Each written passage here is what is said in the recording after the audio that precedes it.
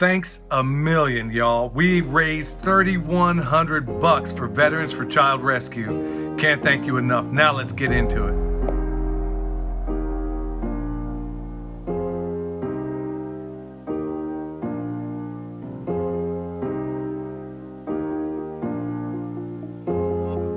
Always a wonderful day when you go out and harvest something. But remember, we're permaculture designers out here, so we set up our things, our crops and everything else in a different way. And we try to employ as much perennial as we can. Like what you see around me, I mean, we still are picking strawberries. We're losing our minds on strawberries, and that's a good problem to have. We got comfrey popping up here. Right down in here, you see rosemary. It kind of needs a little light there, you know, all around me. But what do we have today? We got some garlic here, okay?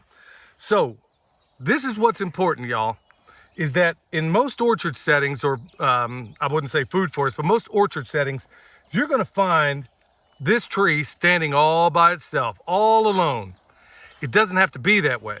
You know how I know? Is because to educate myself on how nature does it, all I gotta do is walk in an environment right over there, you see? That's zone 5, or basically untouched, or we can even call it wilderness. So look to the wilderness, not where I am, or look to nature, not where anybody else is but you. Look at the nature around you and find out how nature, just walk out there. You'll feel better for doing it. Walk out there and ask yourself, and ask the good Lord, honestly, how are you doing it? Because I want to replicate it. Kind of like what Paul Gauci said in that film, that Back to Eden film a while ago. And that's exactly what we want to do. We got yarrow, we got comfrey, we got, you name it, it's around here, down in here, things you can't see, daffodils, tulips, all those things. So instead of growing anything in isolation, we walk out into nature and we say, okay, we're going to bring it back, and we're going to do the best we can to try to replicate that.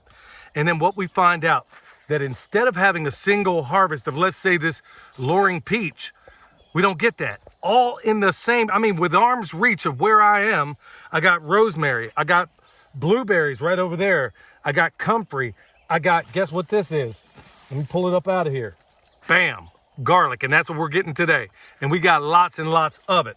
So it all doesn't have to be in isolation. It can be out there where you can do all of this harvesting, replicating nature, and creating more abundance in a massive spot. I mean, think about it. Instead of just getting this single harvest or any other harvest like that blueberry right over there, instead of just getting a single harvest, you are getting tons and tons and tons and tons of harvest. Same way Joel Salatin has been teaching for years. Instead of just running cows out there, well, why can't you run chickens behind them? So we get a meat bird crop, we get an egg crop, we get a beef crop. You can get all of that from the same areas, and that's what we're teaching y'all. That's why I'm so excited. So we're going to get more of it.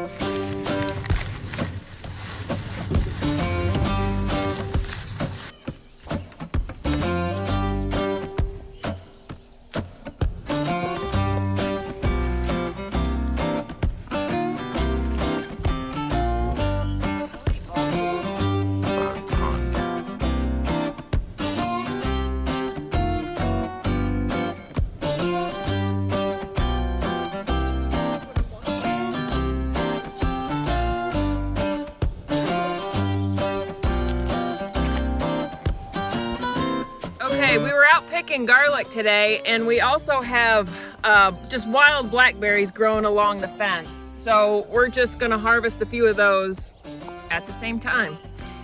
Guess what else is over here? Strawberries. Would you like some strawberries? Look at this.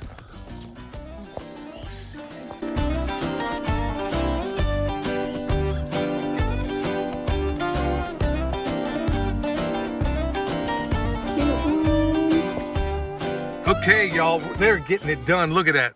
Getting blackberries. Blueberries will be ready before too long. We got strawberries up in here. Some of these aren't ready, but some are. I mean, 65 gallons probably and counting. So let's take away something here, y'all.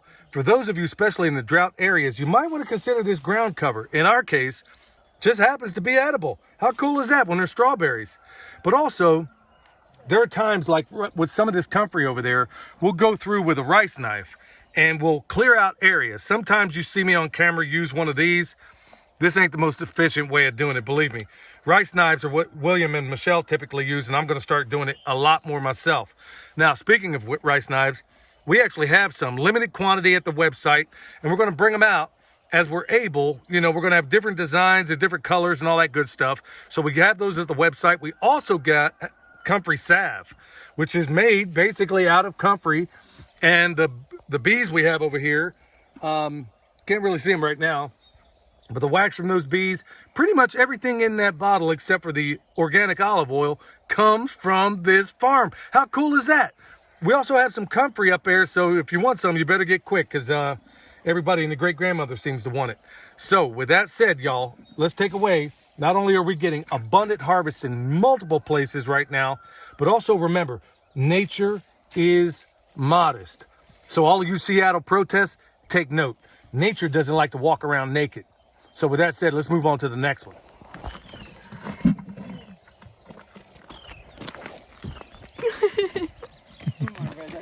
All right, y'all, so here we are.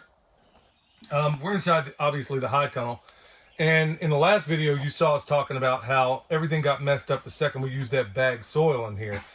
And it's true. So we're going to go ahead, as best we can, to go ahead and find out what's up in here. We know the one up top is looking a whole lot better. But, hey, it's still a harvest. We're going to see what we can get out of it. Now, one correction. I made it appear in the last video that the sweet potatoes weren't doing good. We didn't put any of that stuff in the sweet potatoes, so check them out. They're growing. They're doing just fine. So I gave the impression that maybe the sweet potatoes were messed up. No, only the beds where we put that bag stuff. So with that said, honey, we don't have can't find a potato fork right now, so I guess we'll be using this pitchfork, huh? Yep. All right.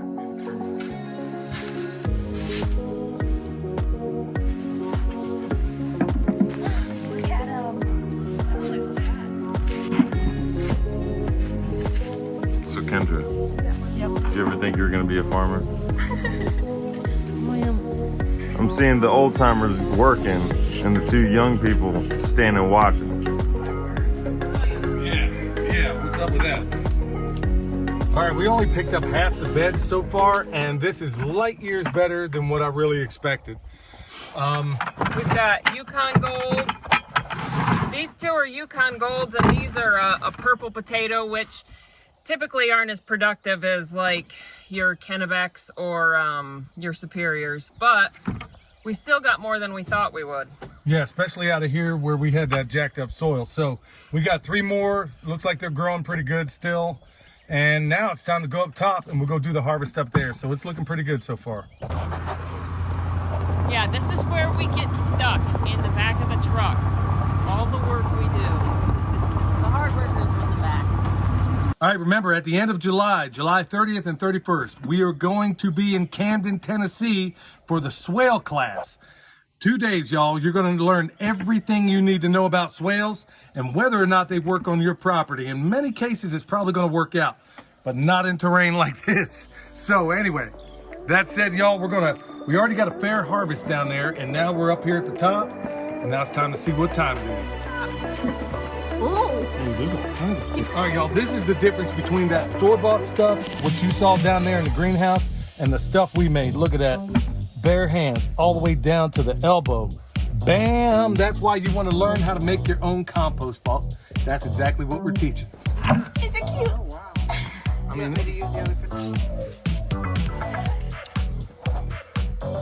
Flex on them real quick, Mom. I'm not flexing. I have nothing to Flex on them.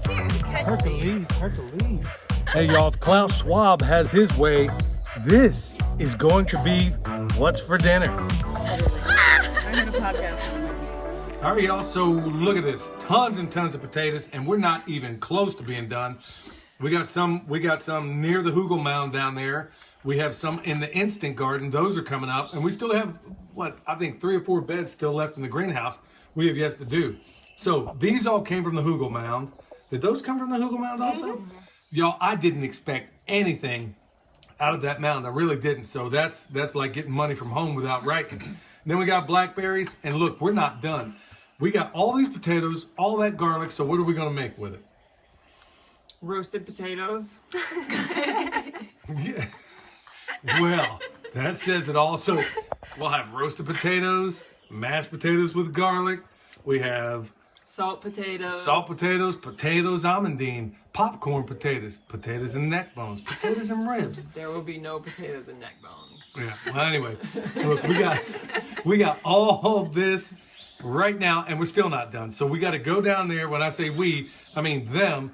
We're going to go down there because I got to make more bone sauce. And by the way, if you need any of that, comfrey salve, and even those bomb rice knives that William made that he had to retool the handles on, we got those at the website as well. So time to get some honey.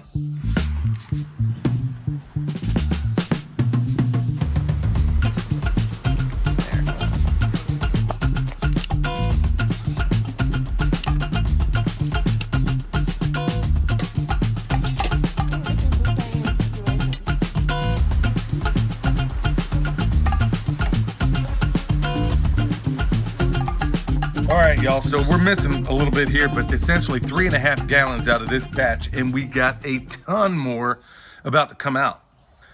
But the moral to this story, especially in these times, is the beauty of a permaculture harvest. Because you're not just reliant on one thing. So if, let's say, one thing doesn't come in, well, you got 10 others that did. Or this level of redundancy doesn't work out for you, well, you got bunches more. So permaculture does overlay with preparedness, and that's why it even brought me to the permaculture space. And it also, you think of that third ethic also, meaning, if for those that don't know, you got earth care, people care, and abundance given to the previous two, at least the way we look at it. Well, when you have this kind of abundance, you can help out the people that are having a rough time. You can put some back for your preparedness stock. That's the beauty of it. And the potatoes that are all beat up and can't be used for anything else, guess what? Pigs wouldn't mind eating that. In other cases, the chickens wouldn't mind eating it. So that's the beauty of all this, y'all. So think of how all of this stuff works within your preparedness and abundance all at the same time. I mean, it's a beautiful system. It's why permaculture really is my passion, y'all. This is what I go to bed thinking about. Right after I say my prayers, this is what I wake up thinking about. How cool is that? So anyway, get yourself a piece of it. Take what you can of this video, cut and paste, absorb what's useful. That's what's most important. But hey, don't forget, for those of you out there that are thinking, oh man, how do I do these earthworks? How do I make all this happen? Do I even need them? At the end of this month, at the end of July, actually July 30th and 31st, we're going to have a whole gang of us out there in Camden, Tennessee, teaching a swale class. I know things are weird these days, but look, I can't think of a better time to learn a lot of these skills that many of us wish we had years ago. So it's not going to get any cheaper in the future, you dig? So anyway, until next time, this is Billy from Perma Pastures Farm, where permaculture is my passion. And right here's the reasons why, y'all. We'll see you next time.